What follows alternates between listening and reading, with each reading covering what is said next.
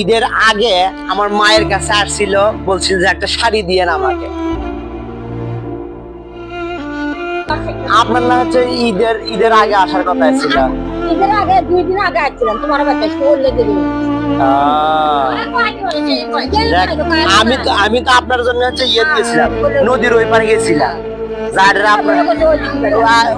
ওই দিকে বাড়ি তো অত দূর তো আমি চিনি না। এই ঈদের আগে আমার মায়ের কাছে আসছিল, বলছিল যে একটা শাড়ি দিয়েন আমাকে। তো ওনার জন্য একটা শাড়ি কিনে রাখা হয়েছিল, কিন্তু ঈদের আগে ওনার বাড়ি খুঁজে পাইনি। আমিও চিনি না, মাও চিনি না, কিন্তু উনি আসছিল একসময় আমাদের বাড়ি এই পাশেই ওনার বাড়ি ছিল। এখন নদীর ওই পারে কোথায় বাড়ি করতে, পরে বাড়ি আর খুঁজে পাইনি। পরে শাড়িটা আমি রেখে দিছিলাম যে আন্টিরা যদি পরবর্তীতে আসে, মাকে বলছিলাম যে দিয়ে দিও। তো আজকে আসছে হঠাৎ করে, তো আন্টির সাথে দেখা হলো। নেন, এই যে আপনি বলছিলেন ঈদের আগে ওই সেই শাড়িটা আপনার জন্য রাখা হয়েছিল, মা বলছিল আমার সেই শাড়ি।